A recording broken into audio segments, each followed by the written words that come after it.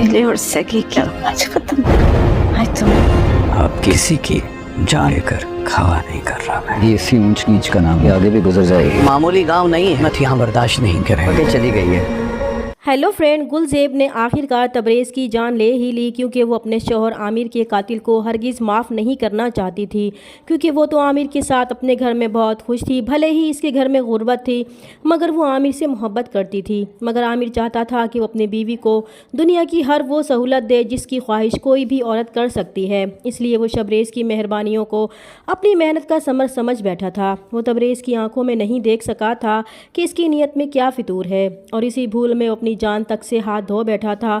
और इसी बात का गुलज़ेब को बहुत अफसोस था कि इसका शौहर बेमौत मारा गया था, और शबरेज़ ने इसे जिस तरह लावारिस करके मारा था वो इसे बर्दाश्त नहीं कर पाई थी। बिल्कुल इसी तरह इसने तबरेज़ के साथ भी किया था, मगर वो फिर भी खुशकिस्मत था कि इसने अपनी बीवी की गोद में ही दम तोड़ा था। आमिर बेचारा तो लावारिस होकर मरा था। दूसरी तरफ किश्वर बेगम इस सदमे से ही नहीं निकल पा रही थी कि इनका बेटा तबरेज़ इस दुनिया से जा चुका है। इन्हें अपने वो सारे करतूत एक एक करके याद आ रहे थे जो उन्होंने माजी में किए थे। अपने इस बेटे के लिए उन्होंने अपने ही शौहर मुराद शाह को मार दिया था, क्योंकि इन्हें लगता था कि मुराद शाह शहराम में और उनके बच्चों में फ़र्क करते हैं, और अपनी ज़िंदगी में तो वो कभी भी तबरेज़ को कुछ नहीं देंगे। इसीलिए उन्होंने मुराद शाह को मारना ही बेहतर समझा था। इस तरह वो मुराद शाह की बीवी होने के नाते इनके स्याह व सफ़ेद की मालिक बन चुकी थी, और इसी तरह ही वो शहराम को भी रास्ते से हटाकर सब कुछ तबरेज़ को देना चाहती थी। इस नफ़रत में उन्होंने ये भी नहीं सोचा था कि वो शहराम का आखिरी सहारा भी इससे छीन रही हैं, और आज अपने इसी हिर्स और लालच में उन्होंने अपना बेटा ही खो दिया था। वो जो शहराम से सका सब कुछ छीनना चाहती थी, इनका अपना बेटा ही इनसे छीन चुका था। अब इन्हें एहसास हुआ था कि उन्होंने इस हवेली के लोगों पर कितने मजालिम ढाए हैं, और शहराम से नफ़रत में वो इतनी अंधी हो गई थी कि अपने शौहर तक को मार डाला था। अब इनका ज़मीर इन्हें बेहद मलामत करेगा, तो अपने बोझ को कम करने के लिए शहराम के पास जाएंगी कि वो जानती है कि जिस तरह उन्होंने तबरेज़ को खोया है, इसी तरह इसने भी अपने बाप को खोया है। आज इन्हें एहसास हुआ है कि अपनों से बिछड़ने का दुख क्या होता है, इसलिए इन दोनों का दुख एक जैसा है। तो शहराम भी आज आखिर अपने दिल में इस राज से पर्दा उठा ही देगा कि वो इनकी तरह नहीं है। इसे वाकई तबरेज़ की मौत का बहुत दुख है, क्योंकि इसने तबरेज़ को अपने सगे भाइयों से भी बढ़कर प्यार किया है।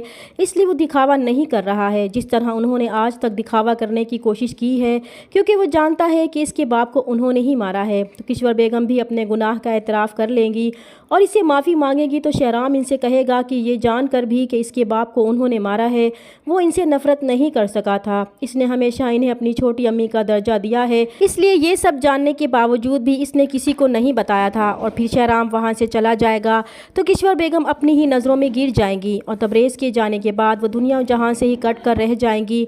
दूसरी तरफ जमाल साहब भी ये जान चुके थे कि जो किसी के लिए बुरा सोचता है इसके अपने साथ ही बुरा होता है। वो आलिया से भी अपने किए की माफ़ी मांगेंगे। अब इनके दिल से शहराम के लिए जितनी भी नफ़रत थी वो ख़त्म हो गई थी, इसीलिए वो कबीर को ये गाँव छोड़कर जाने को कहेंगे कि अब वो मज़ीद और इसकी वजह से बदमज़गी पैदा नहीं करना चाहते थे।